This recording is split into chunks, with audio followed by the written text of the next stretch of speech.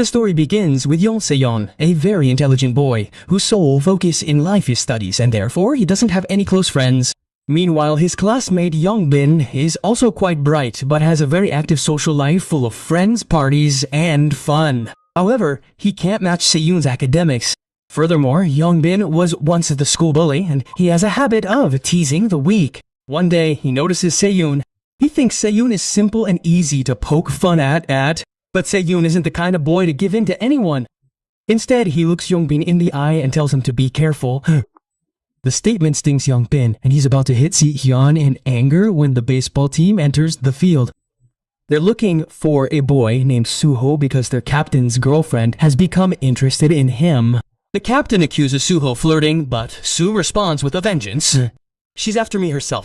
The captain gets furious upon hearing this, but Suho's response is action. He single-handedly beats up the entire team as if he were a movie hero. After the fight is over, he picks up Soeon's dropped things and apologizes. So tough, yet so polite. Later, it's revealed that Soeon's father was a brilliant athlete and his mother was very intelligent, but they are divorced. Soeon now lives with his father and studies hard to make his mother proud. The next day, he arrives at school early and finds Suho sleeping there. It's PT class, and Youngbin throws Soeon's uniform in the dustbin, forcing Soeon to run in his class uniform. This is where the real trouble begins. Youngbin and his friends laugh at Soeon's plight. But Suho reappears and tells everyone, "You guys aren't athletes yourself," because he has both a strong body and attitude. No one can say anything. Seon is now convinced that the boys stole the uniform. So he goes straight to the school and tells them to get out of the way. But one of Youngbin's friends grabs him by the collar and tries to intimidate him. Seon's characteristic trait is that no matter how dire the situation, he never flinches. Fortunately, a teacher arrives just then and the situation is diffused. Sometime later, Seon is busy studying in his room when there's a knock on the door. He opens it to find Suho now working as a delivery boy who accidentally ended up at Seon's house. He enters without hesitation and asks for water. The next day, a new student arrives at school, Seok, the son of a prominent politician. On his first day, Youngbin and his friends approach him to impress him, but they find Seon sitting in Seon's seat. Seon arrives and bluntly tells them to vacate the seat. Seon just wanted a chance to assault Seon. But Soo interrupts again, saying, "Shut up, let me sleep." Everyone quietly returns to their seats. In the evening, Youngbin is partying with his friends at a disco. To break Seon's spirit, Youngbin and his friends have decided that mere teasing and bullying isn't enough. They will now attack Seon's greatest strength, his studies. Their new plan was to drug Seon and sabotage his exams, shattering his self-confidence. To this end, Youngbin ordered some drugs from his cousin and also involved Seok in this dirty deed. Seok was pressured and threatening to do the same thing as he had at his previous school if he didn't help. Terrified, Seok applies a fentanyl patch to Seon's body during his exam. Seon begins to feel dizzy. He tries to regain consciousness, trying to shock himself. But by then, the time is up. The exam ends and he looks at his answer sheet. He sees only one mistake. Just one, but that was enough. He's shaken to the core. Furious with rage, he goes straight to Youngbin. Then comes the explosive moment. Seon, hitherto considered quiet and studious, gives Youngbin a brutal beating. So badly that his friends can only stand and watch. Just then, Suho arrives and tries to stop him. He says, "Enough, friend." But Seon's eyes are still burning with anger. He says, "I haven't learned anything from this. Now, you're ready to fight Soo, too." But Soo, the strongest fighter in the class, easily stops ya. Then a teacher arrives and breaks up the fight. The result is a broken nose, for Youngbin and his mother arrives at the school and demands that Seon be expelled. But Seon coolly says, "Ma'am, your son brought drugs to school. Who should be expelled?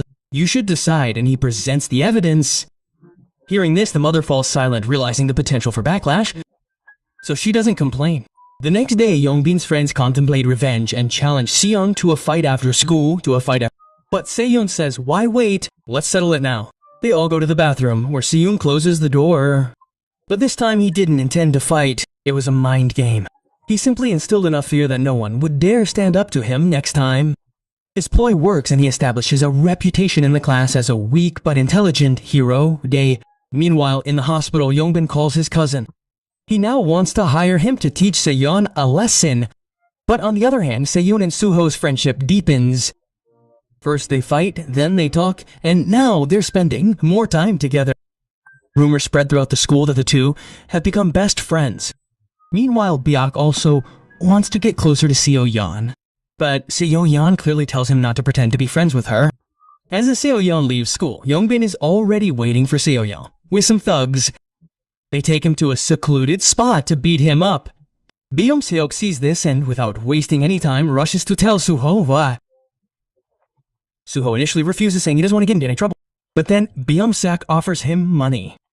Suho agrees, and the two set out to help Seo-yeon. Meanwhile, Seo-yeon has been attacked, but he's smart enough to devise a strategy to turn the situation in his favor. His plan works and he starts dodging everyone, one by one.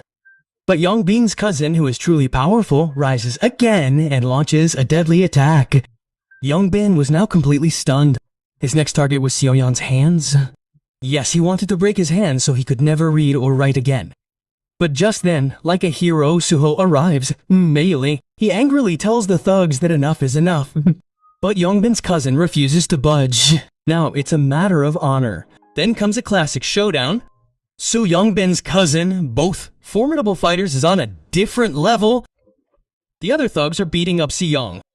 Just then, Byok arrives and helps Seo-yeon. When Yongbin's cousin sees that everyone is standing against him, he admits defeat and declares the fight over.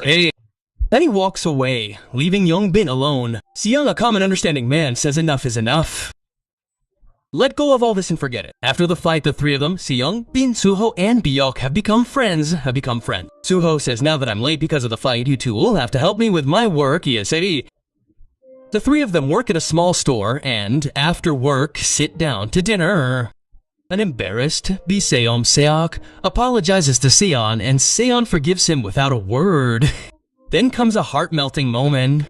Suho feeds Seo-yeon with his own hands, and for the first time in Seo-yeon's life, the feeling of friendship fully settles. But the twist in the story remains. The thugs who beat Seo-yeon were actually victims of a larger mafia. The real boss, known as a psycho, deliberately broke the hand of one of his own men to create an excuse and demand 1.5 million rupees in compensation. For Seo-yeon and his friends, this situation has become more than just a fight, but a battle of blackmail. The next morning, the three friends meet together to relax. But Seo-yeon, unable to resist studying, leaves. Then Suho says, let's make a bet, let's see who's better. Suho wins the bet, and Suwon happily heads home. But on the way, he encounters the sister of the gangster who beat Seo-yeon earlier. She stops Seo-yeon and says, let's go get something to eat, and then says, I only like rough guys. Seo-yeon doesn't understand, but they have a good time. The next day, Yongbin comes to school to pick up his things. Before leaving, he requests someone to accompany him to the parking lot because he wants to give a declaration that the fentanyl wasn't his. Seo-yeon agrees, but he doesn't know it was all a ruse. The gang leader who planned the entire game is already sitting in the parking lot. He says, you guys killed Yongbin. Now you have to pay him 1.5 million rupees in compensation, and threatens that if he doesn't pay the money, things will get worse. Otherwise, you'll have to take out a loan, and when you can't repay it, you'll have to work for it for the rest of your life. This was the gang's true method, trapping people in debt and exploiting them. For the next few days, the entire gang stalks Seo-yeon and his friends, which frustrates Seo-yeon when he speaks with his new friend who explains the gang's system, Hyun. She explains that getting involved with the boss is inviting ruin. She convinces him to pay the money for his own good and stay away from this crazy man. Meanwhile, Bomsek, now ready to do anything for his friends, steals his father's watch and sells it to raise 1.5 million rupees. But is paying the money the only solution? CEU's planning was now in its final stages. When Byung-seok collects the money, Seo-yeon and the rest of his friends decide they shouldn't give it to the police, but rather call them directly to end the gang's activities because once they pay, they'll never be free. Seo-yeon reveals that he's located the evidence. It's all in the gang leader's house. The police just need to be led there. But Suho will begin this mission. He'll first go to the criminal's house and try to sell him his waiting app idea to win his trust. Then what? The plan immediately begins. Suho reveals that he knows everything about his app and has come up with a big offer to turn the entire school into a gambling den. The criminal is so impressed with the idea that he agrees to include Suho in his gang. The girl, who is Seo-yeon's friend, sends him the exact location so he can bring the police. But Seo-yeon finds this all too dangerous. Afraid, he takes the money himself and goes straight to the gangsters to end the matter. But alas, it's too late. When Suho arrives at the gang's hideout, the leader doubts his words and attacks him from behind without a word. He then checks Suho's phone and learns that Sayon is about to bring the police. He immediately orders his minions to burn all the evidence and prepare to flee. But then Beom Seok arrives with the money, but now the money is useless. His life is in danger. When Sason arrives with the police, he finds the entire place empty. The police, thinking it was all a mere drama, leave in anger. But Seon isn't one to give up. He enters the house, but there's no evidence left. Then he receives a call from his friend. She tells him that everyone is now going to the real boss and sends him the location along with a warning. If the police aren't called in time, we could all die. Seon emerges again, and at that moment, Yongbin's cousin is confronting the criminal boss. He declares enough is enough, and this. But the boss wastes no time, brutally beating him brutally. Just then Young-hae interrupts, stop. But the boss is even more furious. He orders his men to kill Young-hae, and he doesn't stop there. He orders the youngest boy to kill both the cousin and Young-hae because he's a minor and won't face jail time. He then plans to kill the cousin as well. But then the cousin rises and challenges him, a final fight. If I win, I'll become the new boss. The fight begins, brutal, raw, and deadly. But just as the criminal appears to be losing, he pulls out a knife, attacks the cousin, ripping him apart. Seeing this, Young-hae loses his patience. He takes the knife himself and threatens the gangster, but the boss was a cunning hunter. He snatches the knife, and just as he's about to attack, police sirens are heard outside. Seyon enters.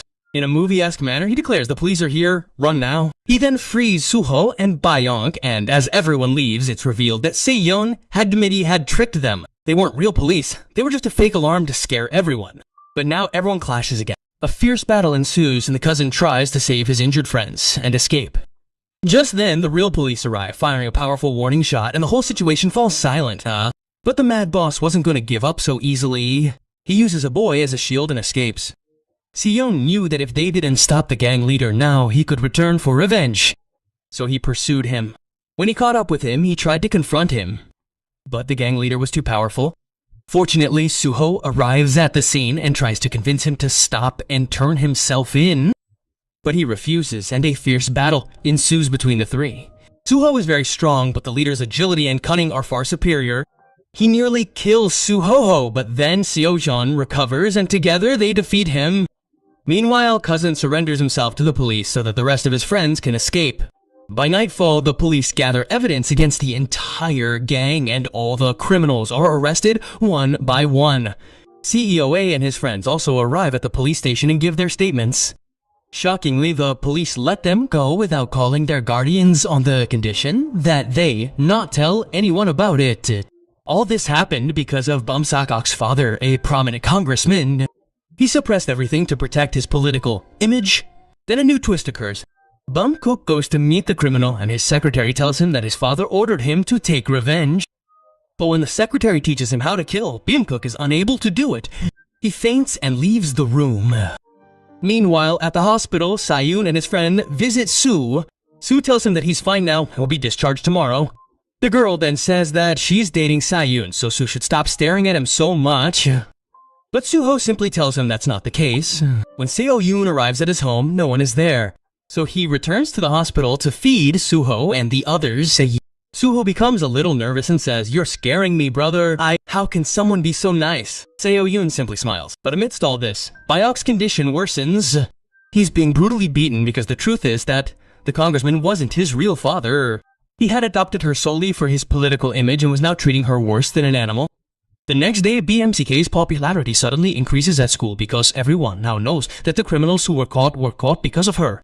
But when her friends tell her about Yoongi, she begins to feel that she is slowly replacing him.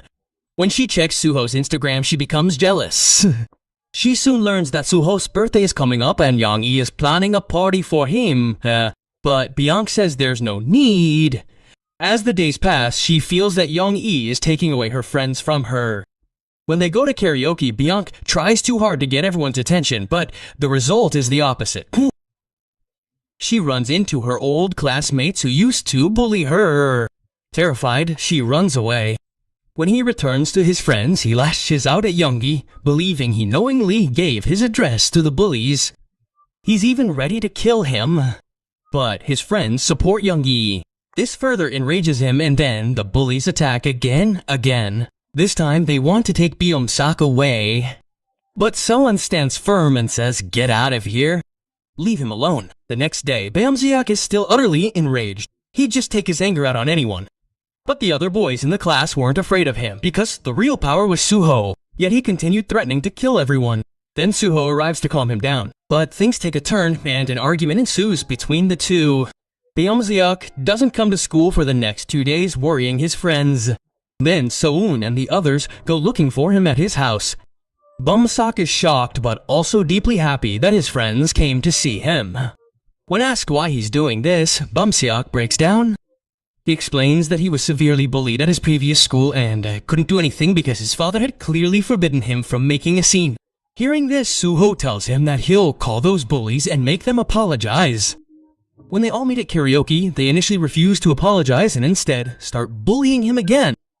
But then Suho suddenly appears and forces them to apologize to Beom-sak. But Beom-sak didn't just want an apology, he wanted revenge. He wanted to kill them himself. But Se-yoon and his friends said this was going too far. Beom-sak was completely out of control. Suho drags him out of the room. There, they have a heated argument. Byung angrily declares they were never friends and offers him money to beat up the bully. Hearing this, Suho explodes in anger and attacks him. COA intervenes. Afterward, Beom-sak leaves alone. Shortly after, bullies from his old school start chasing him. But this time, luck is on his side. He meets some of his classmates along the way, and instead of teasing him, they stand by him. Not only do they support him, but they also teach the bullies a lesson together. After this victory, they accept him into their group and take him to a disco to party. Beom-sak buys everyone drinks, and this makes him more respectful. They then start following each other on Instagram, and Beom-sak believes these are his real friends. The next day, he comes to class drunk. When Se-yoon asks him what happened, so he ignores him and leaves with his new friends. Later, Se-yeon and Suho interrupt him, but Bayok says that they never considered him a friend, so now he won't either. He then goes to another party where he meets Young Bin, who says they can be friends now that they have a common enemy. Meanwhile, Se-yeon is leaving school when his brother catches him and takes him to work so they can spend time together. Se-yeon worries that Bayok's new friends are taking advantage of him. Suho says that Bayok-sek is actually using them to feel popular. The next day, Byuk-suk also changes his seat. Se-yeon threatens his new friends that it would be unfair if they took advantage of him. But Suho says, you can't help someone who doesn't want to be helped. Then, in the afternoon, the new bullies try to sneak into the canteen line. But Suho orders everyone to line up and everyone obeys except Beom-seok. He thinks he's the best. Suho has no choice but to slap him. Seeing this, Beom-seok wants revenge. The truth is, he's still very weak inside. He knows he can never face Suho. So Beom-seok and his friends devise a plan. They hire Young Bin's friend, a soon-to-be professional fighter who is honored with a full 1 million won just to teach Suho a lesson. But the problem is, Suho had already defeated this fighter. So to give him an advantage, Beom and his friends cut the brakes on Suho's bike so that he would crash and be unable to fight properly. Suho knew who was behind this, but he didn't want to worry Se-yeon, so he pretended he didn't know anything. Some time passes and Su's birthday arrives. It was the day when Beok and her friends were planning to beat up Suho. Beok calls him, but Su had blocked him. So Beom-seok calls Yoongi and says he wants to reconnect with everyone and give Suho a gift. But to do this, he needs Yoongi's help. Yoongi, who wanted everyone to be friends again, falls for this trick and agrees. But it was all a huge plot. Then, a message is sent to Su, but it first falls into Se-yeon's hands. He deletes the entire message and tells Suho to eat his dinner and return shortly after finishing some work. When Se-yeon arrives at the scene, he analyzes the area and plans a strategy to safely escape when the time comes. He then approaches the thugs, who were expecting Suho instead of Se-yeon. Seeing him, Bayok panics for a moment and tells him to go back. But Young Bin is unwilling to let go of Se-yeon. Se-yeon starts running and, using his own strategy, evades many of the thugs. But in the end, they are outnumbered. Still, Se-yeon defeats many of them with his wits and strength. But then comes the fighter everyone hides behind. He's truly powerful. He easily knocks Seo-yeon to the ground. When Young-bin moves in to attack him, Beom-seok stops him and says it's none of his business.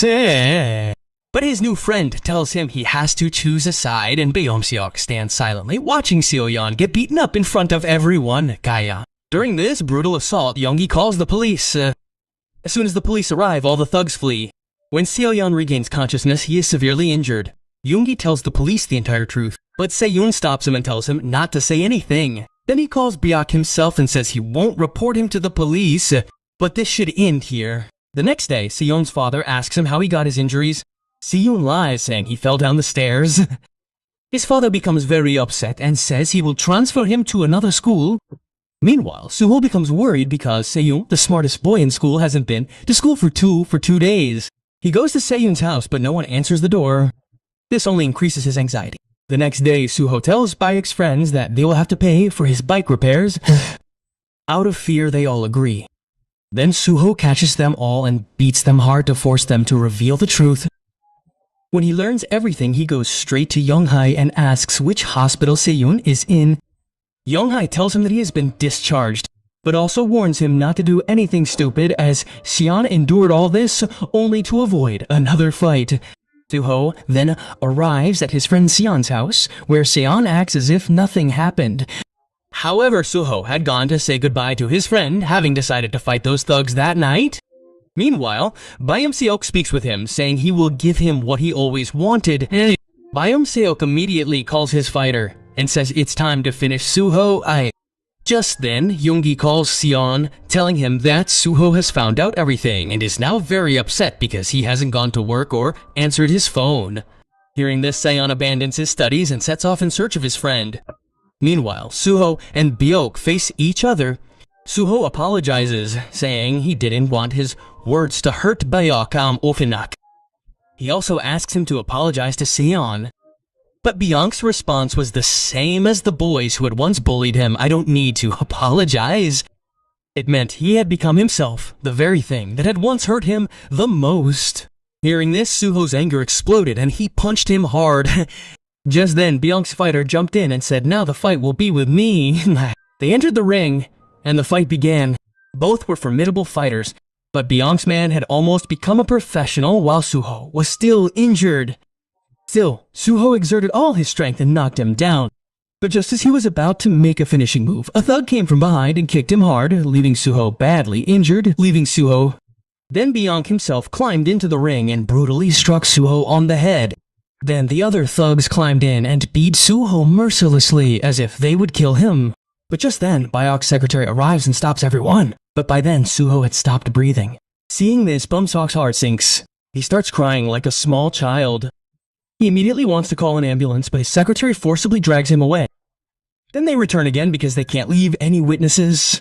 He tells the two thugs that they will now take full responsibility for this. That night, at Byok's house, her father tells her to prepare to leave the country and not leave the house until then. The next morning, Seon arrives at school early, but everything seems strange to her. Suho wasn't there. Final exams were also that day. But worrying about him, Seon ruins her entire exam.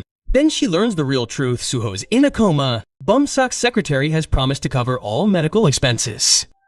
But in return, her grandmother has to sign some papers to protect them from the law. Seeing his friend in such a state, Seon feels deeply guilty. He sits with him all day.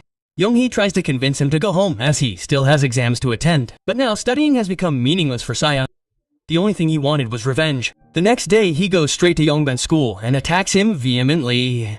Then he threatens him, "Tell me where the fighter who hit Suho is." Young-ben was a coward anyway. He spills the beans. He even shows the video of Suho being brutally beaten. Just then, Young-hee arrives at Beom-seok's house and says, "You're a coward, you coward, you."